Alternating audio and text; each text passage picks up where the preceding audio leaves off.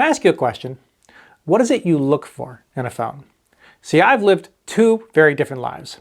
I've been a techie who, because of my job, got a new phone every single year, sometimes more than once a year. And I've been a regular guy, because of budget, just needing a phone to last as many years as possible before the next upgrade. The techie in me wants flash, style, and the latest features. The regular guy wants a phone that will just get the job done today and as many tomorrows after that as possible. And so now I'm torn, because this is the HMD Skyline, and it almost had it all. It's flashy, it has some great specs, it's affordable, and it's repairable, but it's missing something. Well, a couple of somethings. Stick around, because we're literally going to tear this phone to pieces. Now, if you haven't seen my first impressions video, you should know something right away. I adore the look of the HMD Skyline, and that's because, well, it's basically the Lumia Windows Phone design, just with Android instead, and modern cameras, and a better screen. I mean, look at it. It's so sleek and flat and, okay, well, sharp at the corners, but it's better than old Lumia phones because it's metal and glass instead of plastic, and those sharp corners taper at the edges in a way that reminds me of woodworking. It's just, well, it's beautiful. It feels premium in a way that you just don't expect to get when spending $500.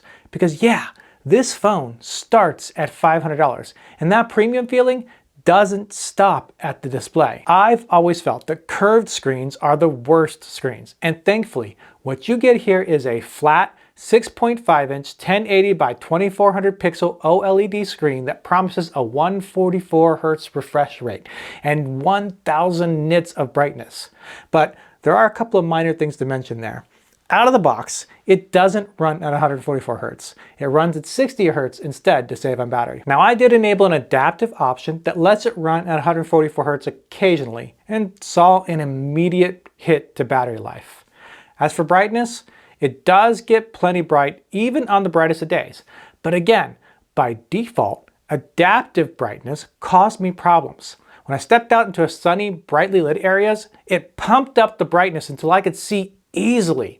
But when I stepped back into the shade, for some reason it would dim it so much I couldn't see anything anymore. It's just the oddest thing, being able to see my phone's display in shockingly bright light, but then not in shadow. It was weird. I had to turn that off just to get things to work correctly. But it looks good overall, and that's helped by this Android theme, which naturally matches the pink color of the phone. I call it purple, but whatever. I honestly like it. And so has everyone else who's noticed me using this phone in the wild. But we'll get into this flavor Android here in a moment because, well, it's good, but there's a problem with the software, specifically the camera software. You know what else would be a problem? Watching this much of the review and not subscribing to the Anti-Raker channel. I have a lot of great reviews coming, including a few things I'm not allowed to tell you about yet. You'll have to subscribe to find out what they are. Turn the phone around and you'll find something else common to Lumia phones of yesterday. Huge cameras. You get a 108 megapixel main camera with optical image stabilization, a 50 megapixel telephoto lens, and a 13 megapixel ultra wide camera. The selfie runs a 50 megapixel lens as well. So basically, on the hardware end, you have all the makings of great cameras. Unfortunately, the photos don't live up to their hardware promises. When it comes to pictures on smartphones, software is at least half, if not more, of the equation these days. And while the Skyline takes pretty good photos in daylight that favor a more natural coloring, things aren't quite as good when you zoom in or take photos in darkness. I hoped the larger main camera would help with dark photos, but that's just not the case here. But for a $500 phone, you get perfectly serviceable, if not amazing, shots. Another problem I found with the camera is that you just can't press the button over and over again and hope to take as many photos as you want. You will hit a delay. If you're thinking, well, just press and hold the camera button to activate burst mode, that does kind of work, but it switches it over to a flash shot mode, and then you have to press the button again to start the burst. By the time you do that, you might have already missed the photo you wanted to take. Naturally, you get USB-C with 33 watt charging and 15 watt Qi 2 wireless charging and 5-watt reverse wireless charging. I also wish that the wired charging was a bit faster since the battery is a little small at 4600 milliamps. 5000 is more common at this price point. But the phone typically gets me through a day, if just barely. Check the sides and you'll find a power button that works as a fingerprint sensor, if you don't suffer from dry skin issues like I do, and a side custom button. You can customize both those buttons, but not much. The left side has 2 options, press and hold or double tap. You can change that from the default sound profile and flashlight to a few other things like fire up ChatGPT and call an Uber. Yeah, I wish there were more options. The right side power button only offers double press as a customizable option. And beyond that, you won't find much change to the way Android works. It's a pretty clean Android 14 skin with just the smallest amount of bloatware. And that's probably for the best since it's running a slightly older Snapdragon 7S Gen 2 processor. That and the 8 GB of RAM mean you can do some casual gaming, but don't go for anything too heavy. It won't keep up. I do appreciate that it starts with 128 GB of storage and has a microSD card slot, and Wi-Fi 6E plus Bluetooth 5.2 isn't bad either. But that's just the phone. It's a good $500 phone that'll easily get the job done and look good doing it. I wish the camera software were better and the adaptive brightness worked more consistently, but for $500, you can't ask for much more than what you get here. And all of this is not the most interesting part. What's interesting is this little screw in the bottom. You see, with this odd little addition right here, HMD is promising a level of repairability you won't find in many other phones. In theory, you should easily be able to take this phone apart and replace the battery, the USB-C port, even the display. HMD partnered with iFixit to make this happen, and you can even buy replacement parts from iFixit, although it's not clear how much those parts cost yet. We're going to put this promise to the test. I'm going to take the phone apart right now, without any guides and just my iFixit kit. This isn't one provided to me. They did offer those, I turned it down. I already own a set. Let's see what happens. Okay, here we go. I am a little nervous about this. I've taken apart some phones before. I mean, check out my guide for this guy if you want to do something like it. But I haven't done it all that often, and this is going to be the first for a little while. Where we start is with this little hex-looking screw here at the bottom. I need to find something small enough to fit it. But you start here with this bit, and you give it a quick turn, and it will actually lift up the back piece.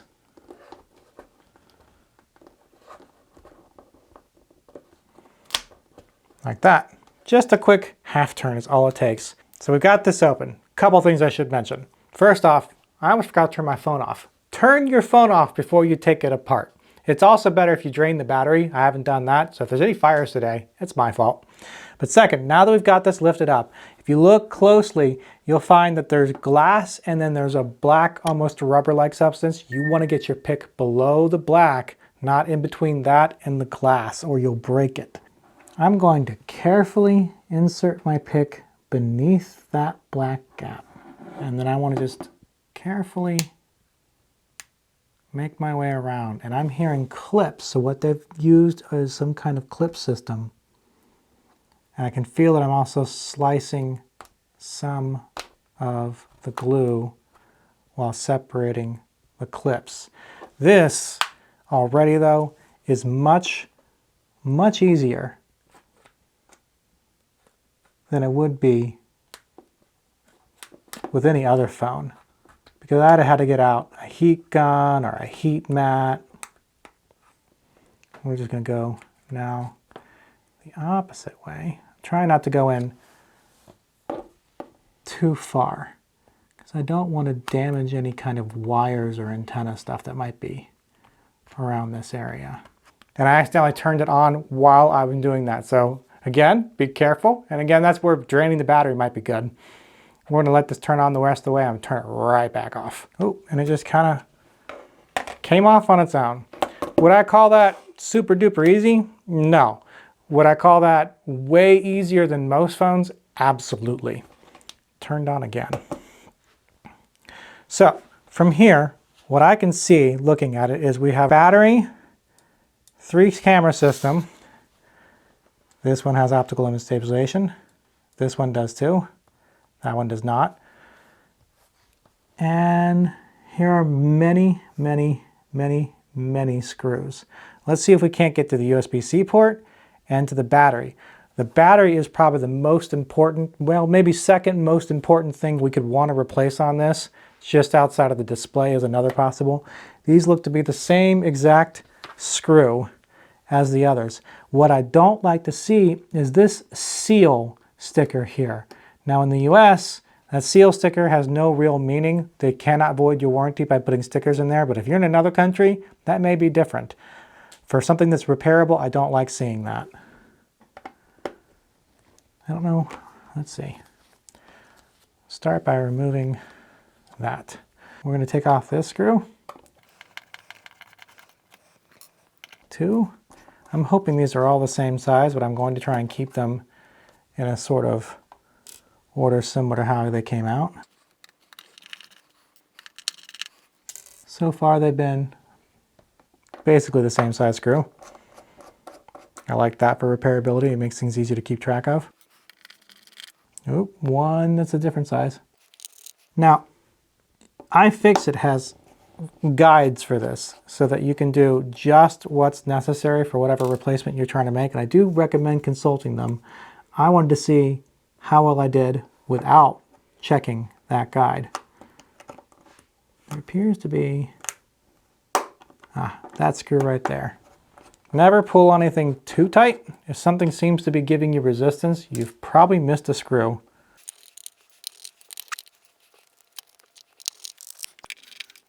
What's always important is if you remove all the pieces. So the reason I can't get that off is the SIM card's still in there. Luckily, I have a SIM card ejector in here.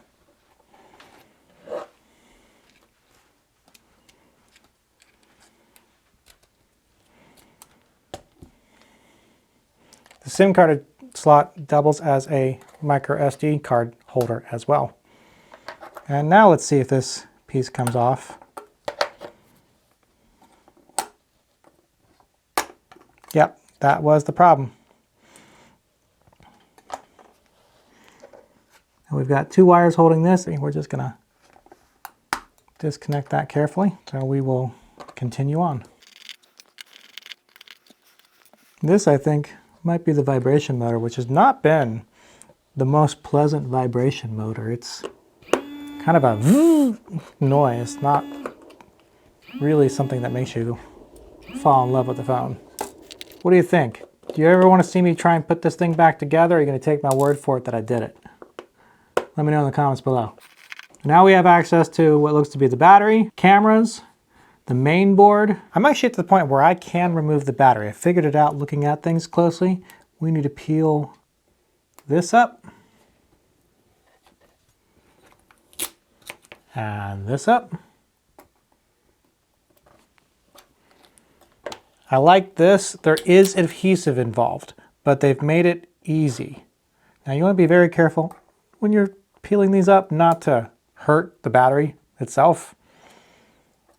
Really, you want to use plastic tweezers, but mine are broken. And then you'll peel this green up. And what you would do is you would fold these back, fold this back, which they keep wanting to close back up on me and restick. And then fold the green back and lift. I'm not going to do that because I don't have replacement adhesive and I won't be able to get the battery to stick back in. But that is the process for getting the battery out. It's not bad. Getting the USB-C daughter board out, a little difficult. You're going to have to move a clip, it looks like. Check the iFixit guide to be sure. Getting the battery out, not so bad. You don't need to remove all of this that I removed. You just need to remove this one piece here, which was accessible with just 3 screws. Flip this, and then you'll be able to pull on these adhesive tabs and pull out. You will need a battery with new adhesive to do that, but I believe iFixit sells the batteries that way. I like that there are pull tabs to make that easy. Okay, Off screen, I had my wife put this phone back together. She's never taken a phone apart before, and she did see me take it apart, but she went in and figured out on her own where all the pieces go, where all the screws go. I appreciate that they had markings to let you figure out which screw kind of went where. There's 2 sizes and they let you know easily. So there you go, a phone you can take apart and repair. Now, how easy is it to repair? I am overall a little conflicted, because here you can replace hardware when needed. Busted USB-C port, no problem. Cracked screen, a little tricky but doable. Bad battery, easy. But that's only half the equation of a smartphone. Do you remember how I said it's missing a couple things? A consistent camera is one for sure. The other is a decent update promise.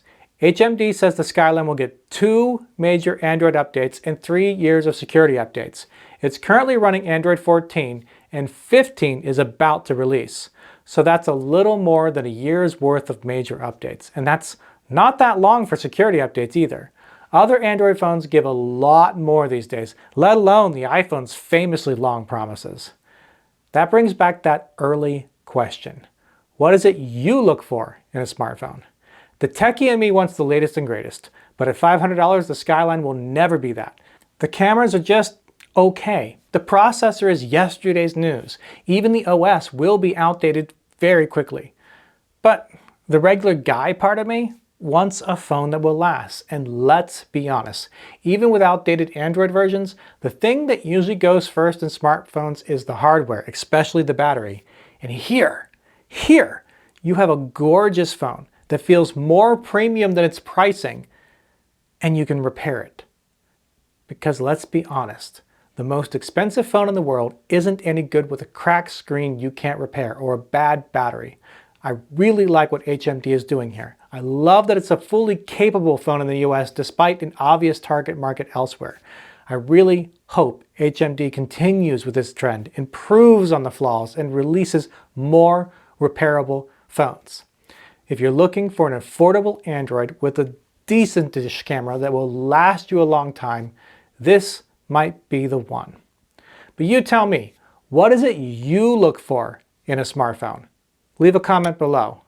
And until next time, don't forget to subscribe, and bye!